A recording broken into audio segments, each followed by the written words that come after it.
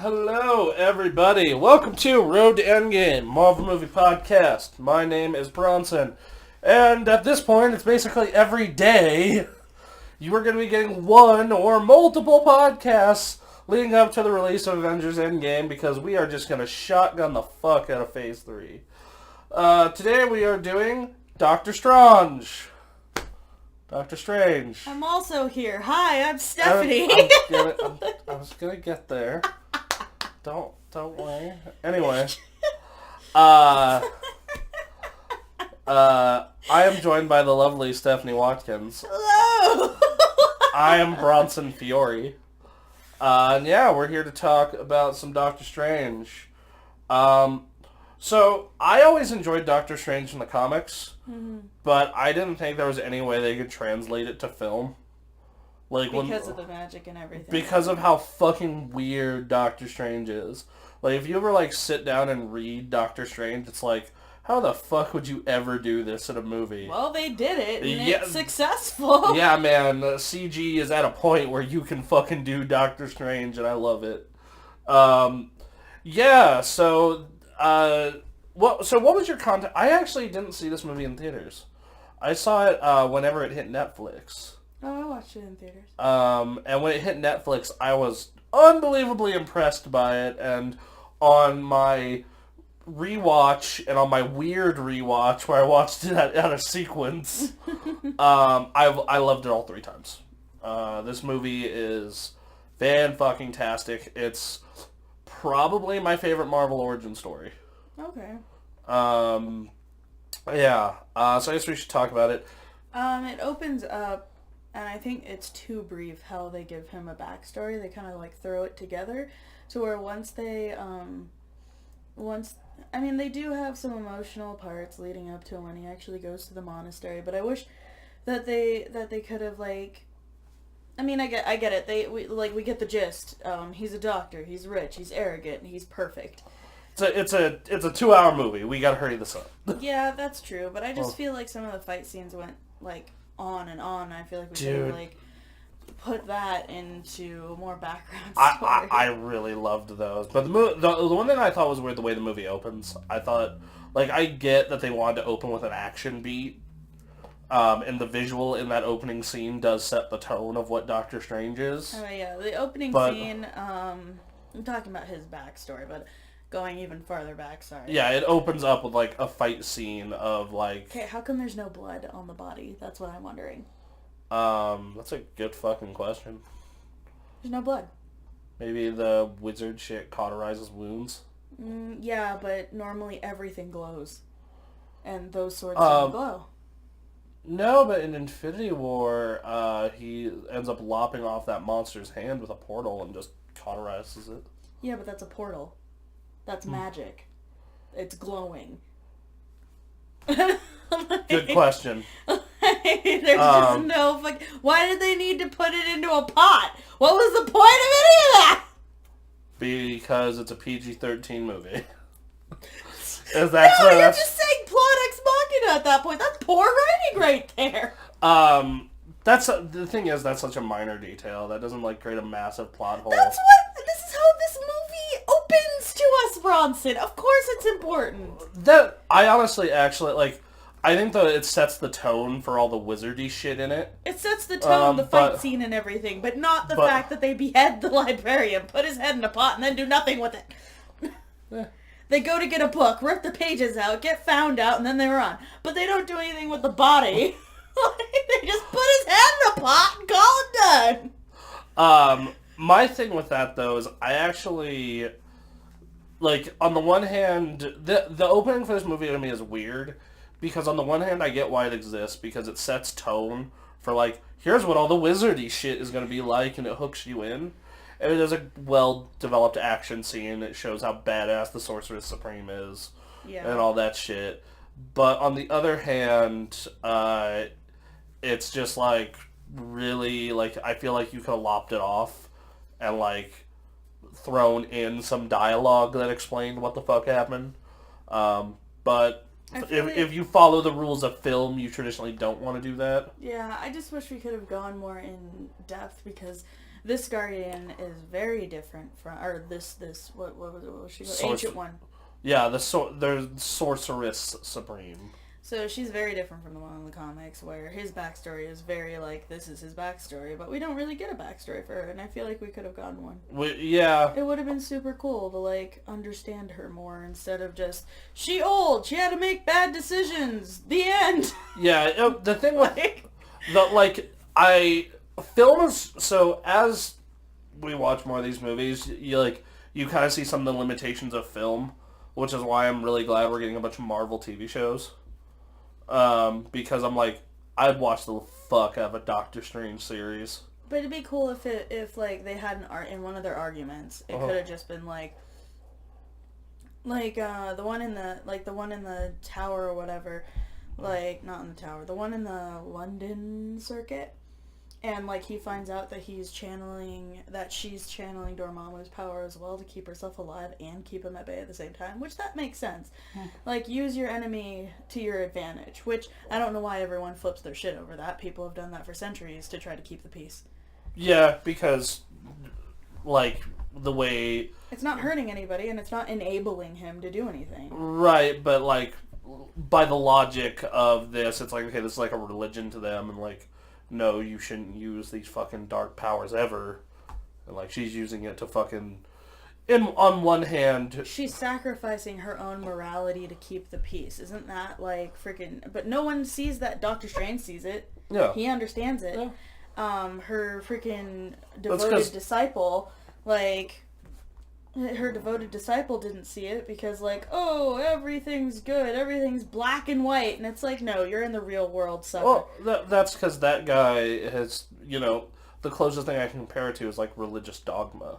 Yeah. It's he learned, 20 years of what is essentially, if religion was real, that kind of indoctrination. Versus Doctor Strange, who's just I don't know, I was a surgeon.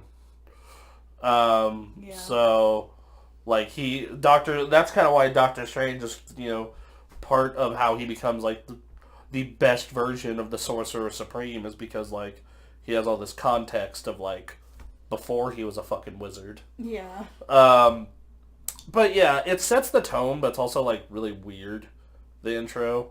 And it goes into him living It kind of, buckles you in. Get ready for this goddamn ride. Get ready for this fucking wizard karate. How dope is this? And the answer is really fucking dope. And also really jarring. Dude, I just find it visually cool. I get motion sickness.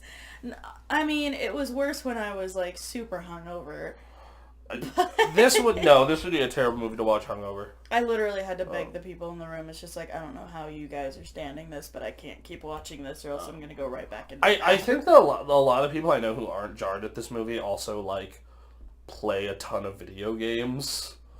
Notice how I wasn't jarred at all when I watched it with you, and it's because I have been playing a lot of video games. Yeah, because... So I've been eased in.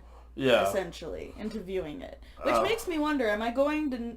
is the next time I go to Disneyland, is that going to finally be the time where I don't get fucking motion sickness from that one space, 3D adventure? The Star Wars one or the Space Mountain one? The Star Wars one. Also, Space Mountain is Star Wars now, but yeah, the Star Wars one. Yeah, well, I'm sorry, I haven't been to Disneyland in a decade. Sucks for you. Last time I was at Disneyland, I was 18. Yep. I think I was 23. We should go to Disneyland next year. Yeah, it's been 3 years. So it's $1,000 for 4 days. I'm okay with that. Yeah, we should go for a week and also hit up Universal. Wouldn't be because they have shuttles from the hotel that go to Universal. Okay, that'd be a cool idea. Yeah. Check out that Harry Potter world. Oh, hell yeah. I want to get one of those Gryffindor scarves. I want to get a Ravenclaw everything. I'm not gonna spend that money, but I'll get a wand and I'm gonna spend scarf. $1,000 on just Harry Potter memorabilia. I'm not that hardcore. If I go to Evo this year and come back and be like, well, I bought 6 fight sticks. Dear Lord, those are $1,000. That's $200. They're $200 each. Oh my God! So you literally 2 for $1,200. Fucking $1,200 of those fight sticks. Anyway, we're getting super off topic. So finally it cuts to this intro of like him doing surgery and being a cocky dick. And like dancing while doing the surgery. Yeah, while you Chuck Mangione. And guesses the year and where it charted, or knew, rather. He knew where it charted, but he was saying when it came out. Yeah, he's just like, it charted in 78, but it came out in 77. I was like, God damn it, you're right. How do you retain all this information? It's not... No, how do you retain all this useless information? It's not useless. So you got the top chart with a flugelhorn. I love that comment, by the way, because he's just like, I think this man's brilliant to take this fucking stupid-ass horn and make millions out of it. Yeah, and then he has the run-in with the... Like, this whole setup up to the car accident is like, okay, this guy is wildly talented and intelligent, but a selfish asshole. Yeah, and that shows why. And he's also like, he needs to go on to the next thing, It kind of shows why he's in that situation in the car. It shows that like on his way to like a symposium or like a talk or something that he was going to, a dinner of some sort, he was racing through and multitasking, which it plays to his character. It seems super arrogant and everything, but that is him. At the time, he was super arrogant. He thought nothing could touch him. He thought he was the best in the world. He's discussing what he should do next, his next surgery, after he kicks ass at this fucking dinner. And one of those things in Doctor Strange was the Hammer Tech Iron Man suit. Like, so they mention the like all the different surgery options he has. And one of them is a dude who got injured in a robot suit that did a 180. Oh my god, yeah, that's from Iron Man 2, right? Yeah. So they mentioned the Hammer Tech suit. So it kind of gives you a time frame from when he got into that accident to when he became Doctor Strange. So yeah, this movie like starts in like 2008 then. No, 2008 was Iron Man 1. Or no, 2010.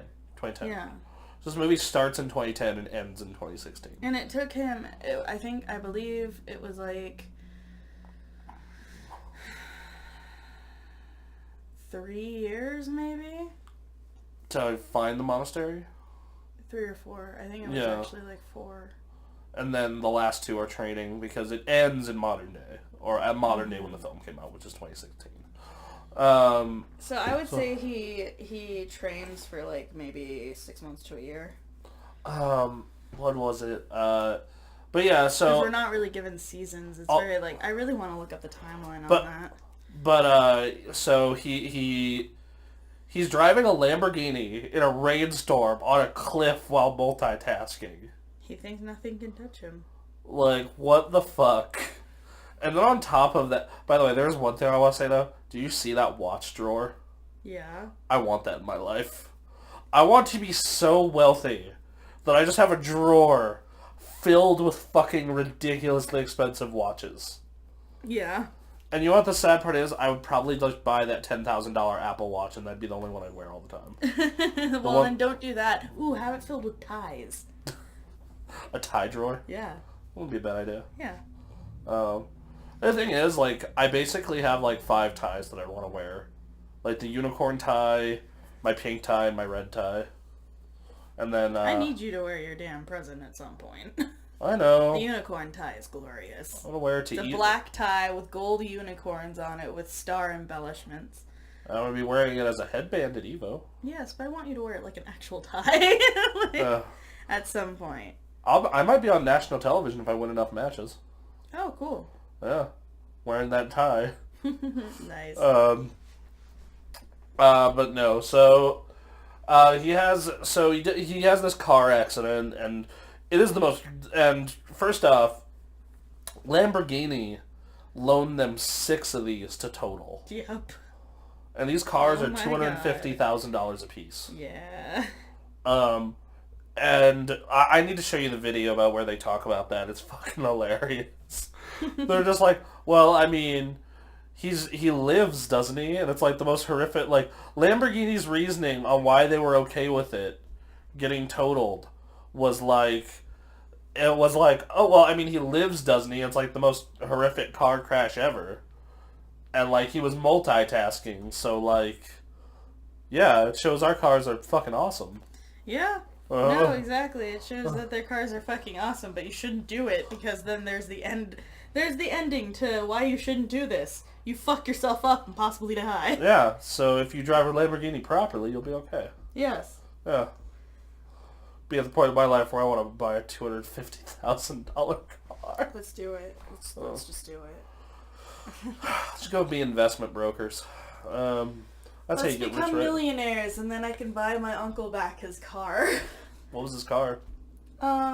His car was It was a $250,000 car, vintage. It was really white, really small. I can't remember what the fuck it was, but he had probably some kind of Porsche. Something like that. He sold it to be able to invest more in his company, actually. That's heartbreaking. Yeah, so he got it, I would say 5 years ago, and he only got to keep it for 2. My favorite car ever is a $1.2 million car. Oh, yeah? Mm-hmm. My favorite car of all time is a fucking any Toyota Camry. Like, I don't give a shit about cars. God, just, you're, you know what, that's actually good, because, like, man, if, like, so, like, my favorite... No, like, it's fast enough, it's gas efficient, it's roomy, it's a tank, and it lasts forever. Yeah, I like to have fun. Even a 2003 in 2016, like, was still worth $5,500. Good car. It didn't depreciate too much. No, my favorite car of all time is... Oh, my Nissan right now? Sorry, I would have pointed if the thing went black. My car right now, only after 3 years has depreciated to $5,500. My car in 1 year has depreciated 1,000. It's gone from 10K to 9K. Ooh. What year is it from? 2010. And how much was it back then? In 2010? Yeah. It's like a $30,000 car. $30,000. So it's definitely depreciated. So that's one of the worst depreciations that I've actually heard of. Yeah, well, it's a V6, so... Yeah. Now they have V8s.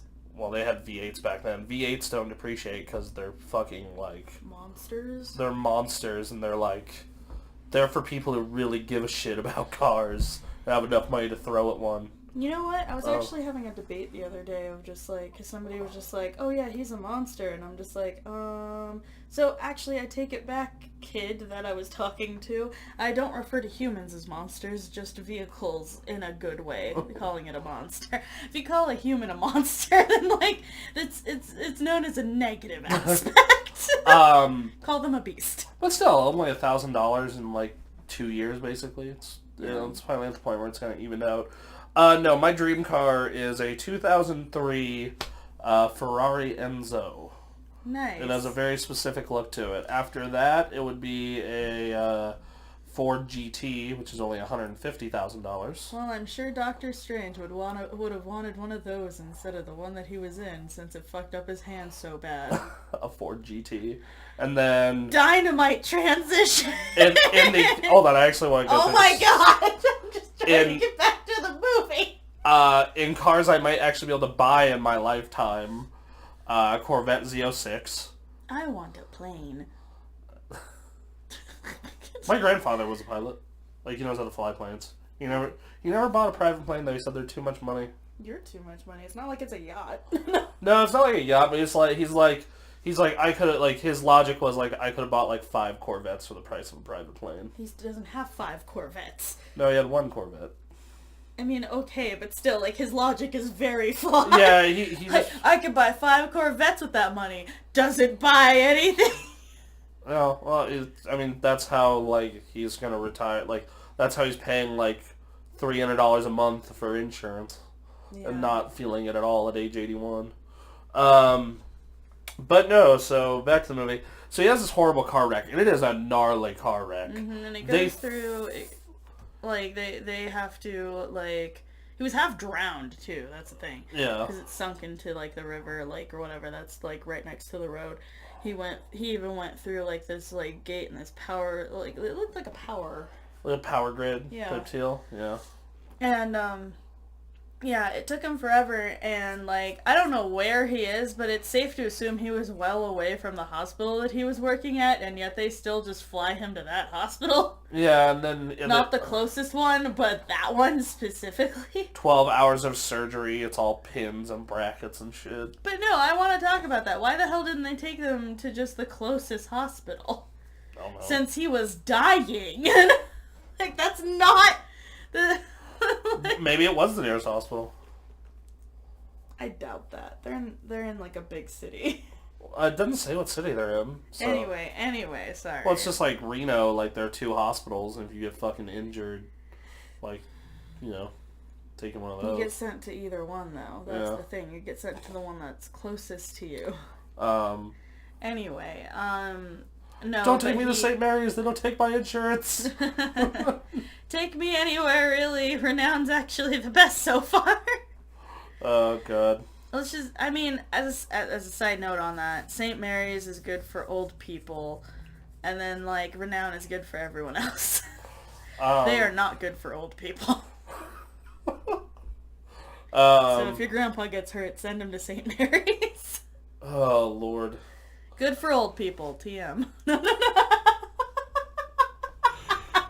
St. Mary's for the elderly. TM. Oh, Lord. Yeah, so... But yeah, he's just like, you ruined me.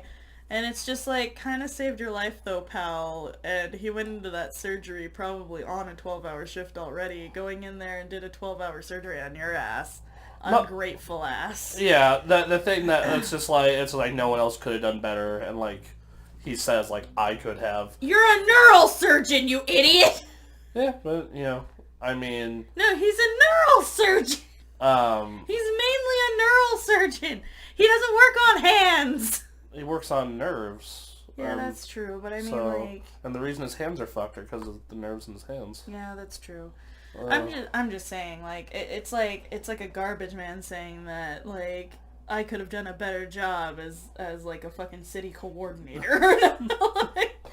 But yeah, so he has that and that moment, or vice versa. I'm not going to discriminate on that one. A city coordinator saying that they could do a better job than a fucking garbage man. Like, you know, people shit on garbage men, but it's like they get paid very well. Oh yeah, benefits. as they should. They deal with our shit, and then like they can give us guff for like if they want to, and we have to take it. Yeah, no, they get paid. Like, I actually thought about that when I was like just out of college because I really needed work. Yeah. And they were paying. The starting wage was like $16 an hour in Reno in 2011. But what I'm saying though is, it's just like somebody who works on hands is going to work on hands. Somebody who works on heads is going to work on heads. Right, but like Doctor Strange, from everything we've heard, is like probably. Yeah, he does have a photographic memory, so he probably can work on more than just heads. That dude probably knows like. Can work on anything in the body. But they focus mainly on him being able to work on brains and stuff and what are in brains and something that's blocking the brain and brain hemorrhage. Literally took a bullet out of a brain. Mm-hmm. Like without guidance. Yeah. So yeah, it's but that moment in my opinion was very powerful. It's like I could have, and like it's a real like look into this dude's ego and thinks character. That he's just like the best of everyone. Yeah, so... And, okay, so one thing that I don't understand about this movie is just the guy who got paralyzed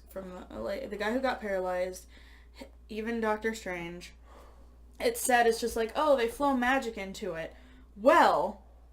why do they, so he goes, so just jumping through the freaking timeline here of this movie. So he goes through, like, an excessive amount of time, gets rid of all of his money, essentially trying to fix his hands. At this point, everybody's going, this is madness, not science, so we can't help you, we're going to refuse. He wants to go out of the country. The lady that's helping him is an ex of his that we saw at the beginning of the movie. She genuinely cares about him. He thinks that he's just a charity case for her since she works to help charity cases. mostly, but that's just out of the goodness of her heart, not for the recognition or anything, or to feel better about herself. It's just who she is. And he doesn't see this because of the fact that he's not that type of person. He does things for the glory, for the ego of it all. And he goes to, he hears about, like, through his physical therapist, which it's super convenient that the only other case of somebody coming back from this, like, is in the same area. Yeah, but once again, you need to find something to drive the plot. Plot ex machina. You know. But yeah, so he finds the guy points him to where the Ancient One is. He walks in, finds that it's a woman, a very young-looking woman, in comparison to what a description of an Ancient One is. And, like, he just sits outside the monastery for, like... After his mind is opened. Yeah. No, not after, but, like, he just sits outside, like, let me in. No. No, alright, yeah. After she does the fucking... Yeah, and realize that, like, he's too arrogant and reminds her too much of the guy that stole the book and killed her librarian in the first place. So she's just like, hell no. Can we talk about that scene, though? The one where she, like, knocks him out of the body and he, like, sees through fucking time and space. And yeah, that was ridiculous. I love that because it opened us up to new worlds and new galaxies and all this other shit. New dimensions of every type. It opens up... Because this is the first movie in the Marvel Cinematic Universe where we're getting the mystic magic side. Yeah, very much so. Where it's like, oh, we're going to get the... Because, like, you know, Tony Stark and Captain America, they're like the science side. And then you have the Guardians and Thanos, which is the cosmic side. And then which is still anatomy. It all boils down to science still. The same thing with, like, the would-be mutants, the twins. Yeah. And now this, you have, like, the whole, like, it's not like Thor where it's like, yeah, this is like science framed as magic. No, this is just straight up, no, this is just fucking magic. It's still technically science. It's the science that I believe in, drawing energy from other things and using it to your advantage. Right, but I'm saying the way they frame this is just straight up, nah dog, magic. Yeah. You know, it's not like Thor where it's like, this is just hyper advanced technology. No. Well, even he calls it magic. Other people deduce that it's... Yeah. Versus, like, but this, it's like... Because he truly believes he's a god instead of just another being in the galaxy. Yeah, like... That's just hard to kill. Like, these motherfuckers refer to themselves as wizards. Okay? No, they don't... Sorcerers. It's sorcerers. Iron Man that refers to them as wizards. I mean, he's not wrong. It's like, dude, you're embarrassing me in front of the wizards. We'll get to that reference later. Oh, God. We're watching a lot of movies this week. Yes, we are. Anyway, so he has that crazy scene where it's warping fucking through the world and space and time, and it's like, he, like, freaks out right after. He's like, oh, my, teach me. Fucking... and I love the point where they, like, where it's just sending his mind's eye through it all. Mm-hmm. But giving it form so that way he doesn't truly freak out. Yeah. Because of the fact that he's still just in the room. Mm. And it's apparent by him hearing the one dude go, you should probably take him out. His heart rate is highly elevated. And she pulls him out of it really quick. And she just goes, he looks fine to me. And pushes him back in. Like, you wouldn't be able to do that if he was actually traversing all of those galaxies. He was literally just... Well, yeah, it's the fucking things. Spirit thing that's later in the movie where it's like... Like, I feel like he's just, like, she's sharing what she's seen with him. Yeah. And to that point, like, I don't know why we couldn't have had a scene of, like, them arguing of just, like, well, you don't know anything, blah, blah, blah, you've been living for so long, and, like, you're still, like, old ways, or some bullshit fucking argument, and then she could show him, like, her fucking life story, because so many people were interested in this character, and she was, like, gone in a second. You didn't get to see a lot of her, and she was just gone. Like, they were, what they did is something that was very similar in the first Captain America, where, like, the scientist that made the serum just like, we're gonna fucking kill him off super early. And, like, he's gonna be the mentor figure here. And, like... Well, at the same time, he didn't live for hundreds of years defending against a dark evil. So there's not a lot of timeline you need for him. He was like, I was a scientist in Germany. I escaped. I have the super soldier serum. Like, the thing with this character, though, the Sorcerer Supreme, is, like, most of the details you need about her that you, like, need for Doctor Strange's story are, like, there already. Yeah, but I'm just saying, like, the fact that there's more history to her than she even lets on. We get a ton of exposition for the scientist and Captain America. We learn so much about him, where he came from, why he came here. We learn nothing about the Sorcerer Supreme, no, except for she's been alive for a while and she's like Celtic or some shit. Okay, bye. Oh, the thing is like it's the story about Doctor Strange, and like you're trying to do this. But even in the comics, in the movie, in the cartoon movies, and everything, you at least get a background fucking view of how this dude came to be. That's not what they're trying to do here, though. What they're trying to do is frame this as like, all right, we're giving you the core beats. She's been here forever. She teaches all these people these fucking wizard magic. Yeah, but I mean, like, she has such beauty in her character, and I just wish that we could have seen a little bit of her background for that. Like, what helped shape her and stuff like that. Like, freaking, she was a princess, and she saw evil, and so she wanted to thwart it, and she started learning magic, and then she realized she could siphon the magic, and then now she's here. What I'm hearing here is you just want a Sorceress Supreme movie. Kind of. That's what I'm hearing. That's what I'm hearing from this, because... But we could even have that in just 2 minutes. Just like when she showed him the fucking, like, thousands of freaking, like, dimensions. She could literally just show him, like, hey, this is my life. Okay, we're back here. Now you understand? Yes, I do. Instead of just, you understand? Yes, I do. The thing with this is, though, like, she wanted to hide her background for whatever reason. And she was... Yeah, but once it was revealed that she was, like, siphoning dark magic to keep the dark magic at bay, because you can't just seal it away, and you can't just let it come in. So she found a way to compromise within it. By like, once they found out about that, though, like, he just automatically... He doesn't question it when she's just like... You know that you have to make hard decisions sometimes that aren't just black and white. It's a gray area. And he's just like, yeah, I get it. I'm going to be a superhero now. Yeah, because Doctor Strange understands that because he's lived out in fucking modern day.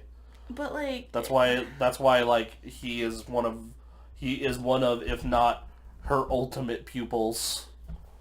You know, I just think that they left it a little choppy. I think they left it completely open to interpretation, and like you get everything you need from that character. Well, my theory is she was a princess. She saw evil. She strayed from her original path. She learned magic. She fucking was like, oh shit, I can't fight it without siphoning it too. And then now here we are. Sure. Okay. That makes sense. Because she holds herself like a dignified noble. Yeah, because some things have to be open to interpretation. And she has small smiles. Like, if you notice, like, a lot of her... she's very reserved, but also can have some fun when it's permitted. But she doesn't just... She's not just a complete goofball or serious nutcase, you know? Like, like she holds herself high like she was part of, like, royalty or something in her original happening. I think with her, like, they give you enough for this movie. I think that it's a character they could do another future movie about, or, like, TV series. I'd be okay with just having, like, a fucking, like, movie, not a TV series. Because TV series can sometimes ruin stuff. I'm very... Because, like, they're driven by ratings. Not when they're on Disney Plus. That's true. Because Netflix, some of those shows people don't fucking ever watch, but they just keep making them. No, because like we're getting 4 Marvel series next year. Yeah. We're getting Wanda and Vision, Bucky and Falcon, Loki, and Hawkeye. I'm looking forward to the Hawkeye one. I'm looking forward to Bucky and Falcon. It's gonna be buddy cop, and I love it. Well, I'm pretty sure Black Widow is going to be in the Hawkeye one, so... That'll be cool. And then, like, the Loki one seems cool. I need Loki in my life. I need more Loki in my life. Wanda and Vision, I don't know. Like, it's... Like I'm gonna look forward to that one, too. I'm gonna watch all of them, because apparently what they have said is they're gonna all have the same production level and budget as the movies. That's gonna be hard to have the upkeep for. That's gonna be. This is Disney. Okay, so let's talk about the Stan Lee cameo. Because it's in the midst of all this. Yeah. Well, no, that's in the end fight scene. Not in the end fight scene. It's in the second to last. Because But we've already talked about like pretty much 2/3 of the goddamn movie. Well, we didn't talk about his training, like his whole training. There's like he's pushed to the limit. He's pushed to believe. He's pushed to freaking the Himalayas. That was one of my favorite teaching scenes of the whole movie because that is my exact teaching style. That is exactly it. That's exactly how my dad did it too. It's just like, all right, here you go. I just love the fact that she's feigning confidence the entire time. Like, any second now. Any second now. And she's like fidgeting with her freaking fan and everything, and like the dude's just like, we should save him, and she's just like out of spite, just any second now. That was really funny. I really enjoy all of his training stuff, like him stealing the books. Yes, that was good. And there's the running gag in the movie that he can't make the new librarian laugh. Single ladies. Yeah. That was good. I just talking about this and make me want to rewatch it. I actually I love the end 2 fight scenes, but my favorite parts of the movie are the car wreck and the training. And I love you see the transition from arrogant surgeon to fucking a slightly above average wizard. Well, he has to be broken down piece by piece, and I like how he can think on his feet too. Because even though he's going up against, because like when the monastery is attacked and he's thrown into the London place because they've found a way to like access the mirror world in our world, he goes in like with only his wits really because he can barely make a weapon. Yeah. And he still pretty much wins. With the help of his Cape Buddy. Yes, Cape Buddy chose him, but it's a part of him now. So. Yeah. I just like the fact that Cape Buddy's always there for him. Like when he's like crying, like the Cape Buddy's just like, let me wipe away your tears, buddy. I'm here for you. And he's just like, stop it. One thing that I really like about this movie, and up until this past year, I've never been a film critic. I've been a game critic, and I've been a writer of comics and some short stories and editorial. I'm still not a film critic. I'm just a guest. So like I've been trying to study film more and film critique, and what I've realized in my personal taste, and part of the reason why I love this movie so much, is I really enjoy character pieces. I don't like, part of the reason why like Age of Ultron didn't resonate with me a lot is because like it's not really any sort of character piece. Same thing with Winter Soldier. But like I love this movie, and I love like the first Iron Man and the first Cap because they're all just like very... See, I like the intricacies woven together in order to make a masterpiece, and that's why I like Avengers and Age of Ultron. I like Guardians of the Galaxy. That's more like... Guardians of the Galaxy is everything, though. That movie is stupid good. It is. It really is. It definitely changed the game, which is why they stepped up in Doctor Strange, I feel like, in everything that they did. I think this whole... I think the start of this phase for me, like the first 3 movies in it are fucking amazing. This is the second one, of course. Yeah, but so you have the training set up, and you have his fight scene in London where he gets Cape Buddy, and Cape Buddy helps him out.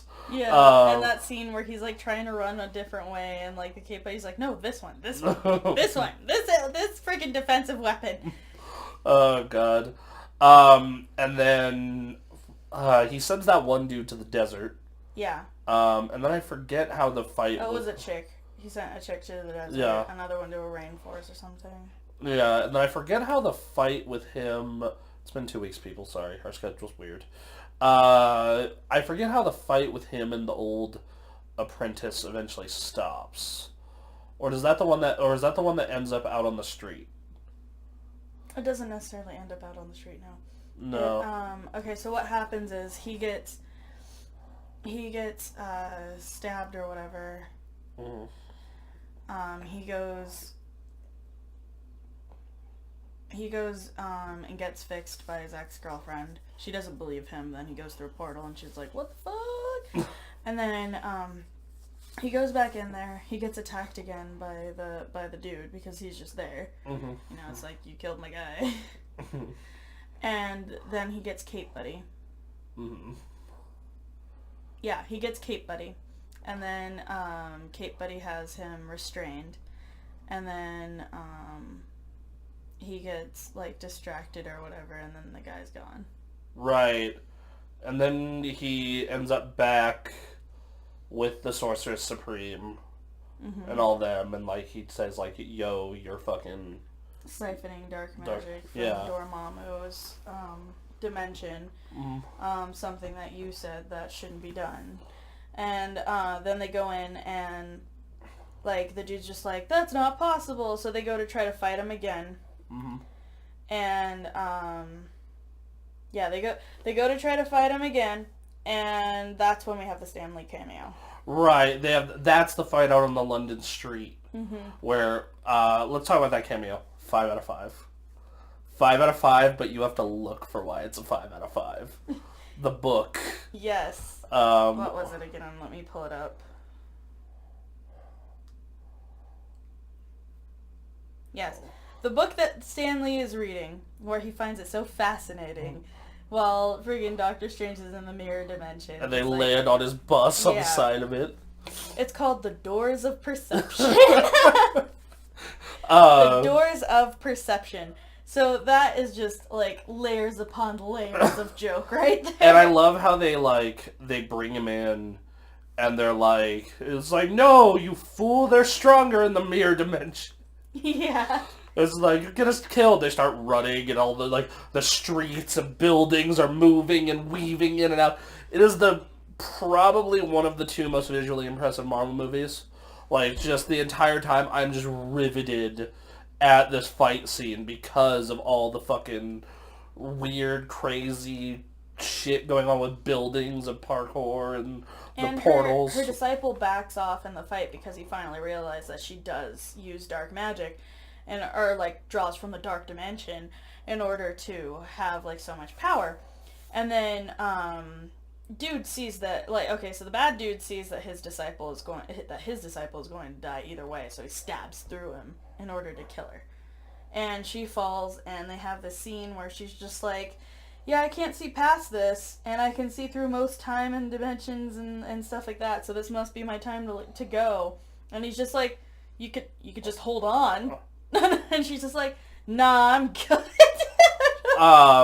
I really like that. I also like how she mentions, like, yeah, I've seen this scene a million times, and I wondered how the fuck I got here. And, well, here we are. Yeah. And honestly, and I like how they bring up the time thing with it, too. Like, the light, like, because it's like, your body hasn't even hit the floor yet. And so you see the lightning just slowly crackle. But yeah, no, like, I like that. But here is where what I was trying to bring up earlier before I got through all of this part of the movie. Mm-hmm. So she says that the guy back in Brooklyn or some bullshit, like, he uses magic in order to keep himself not paralyzed. Mm-hmm. Now, with all of this magic and all the things that they can do with it, couldn't they just reconnect themselves? To, like, living? Yeah. Without the magic? I mean, maybe, like, there's some sort of, like, abomination factor that comes from that. Hmm. Like using the time stone that Doctor Strange also has in the movie, where he learns how to use, and they're just like, what the hell are you doing? Yeah, and they're also like, fucking with time has a cost. Yeah. You know, like. But no, like, and that's why he doesn't use it on his hands, because I also had that, like, question originally of just like, why don't they just do? But see, like, it's not really going back in time and destroying the laws of nature. It's just fixing yourself in a different way. Right. So that's why I'm wondering why they can't just look into the spiritual part of fixing themselves properly instead of just siphoning magic and energy out from the universe to keep yourselves going. So my argument with the time stone is probably like, okay, well, you have these hands from 2010, the rest of your body's from 2018 or 2016, and like, I'm not talking about the time stone. I'm literally talking about just using the magic's energy to reconnect your nerves properly. Who knows? Maybe Like, there's a lot of reasons why you could probably write into that. Like plot? Well, one plot, but it's also just like, you saw at the end of the movie, like, he was getting back to where he was before even further. Yeah, so I think he's actually looking into that, and I hope that in the next movie that 2021. I hope that in the next movie he actually like goes into the guy and helps reconnect everything, so that way he doesn't have to use magic anymore. That dude's dead. That dude's not dead. He's just paralyzed again. Oh, right. I thought he killed him. No, he just paralyzed him because he goes, there's too many wizards, or there's too many Right, sorcerers. okay, so they just literally sucked all his magic away. Yeah, and closed he pretty much closed all the chakras, all the doors in his body that could siphon the magic. Yeah. So he took his ability to use magic away, essentially. Right.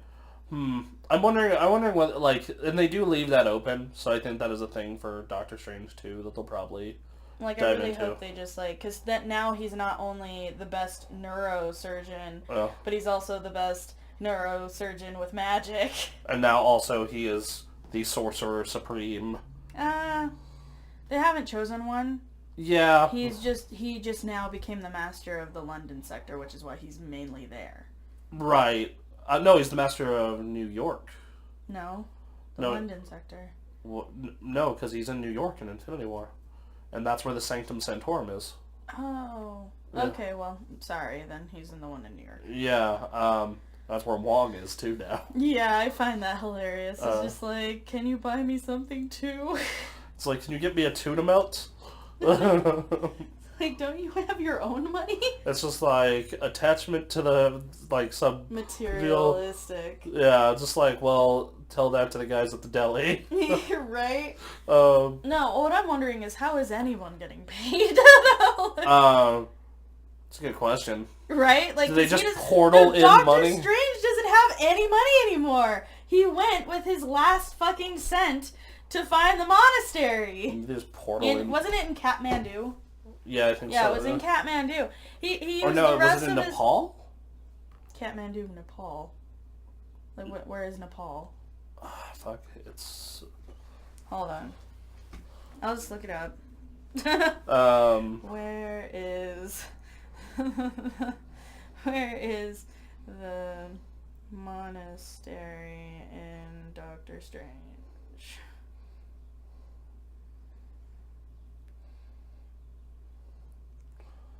Kathmandu? Yeah, I was right. Okay. Hell yeah. Yeah, no. Let's see. Where is Doctor Strange? Yeah. The Sanctum Sanctorum, 177A Bleecker Street, New York, New York. Yes, okay. So, I apologize for getting that wrong, but hell yeah, I got Kathmandu right. By the way, speaking of superheroes in New York, we've been playing that Spider-Man game on stream, and I just thought the Black Panther thing, was he bitten by a radioactive panther? I mean, these are the questions we need to ask people. That's why that'd be my first question to Black Panther if I was Spider-Man. Bitten by a radioactive panther? But no, I feel like it has its flaws, and I feel like I can point them out pretty easily. My big thing is, like, all those flaws are, like, minor nitpicks. I couldn't nitpick on Guardians of the Galaxy. I can nitpick on every one of these movies except for Guardians of the Galaxy. So then none of these should be fives. No, because, like, it comes down to, like some of the greatest films of all time, like The Godfather or Empire Strikes Back or, like, Scott Pilgrim. Right. Or... So we both agreed that the Stanley cameo is a 5 out of 5. Yeah, A+. Mm-hmm. That's a good one. So let's get down to brass tacks. I think that this is a 4 out of 5. I think it's a 5. I think it's visually interesting. It's a very good character piece. I'm very much keeping with my prediction that this would be a 4 for me, and it was. I went in expecting a 5. I got a 5 experience again. Yep. And I watched it twice. Once out of order, once in.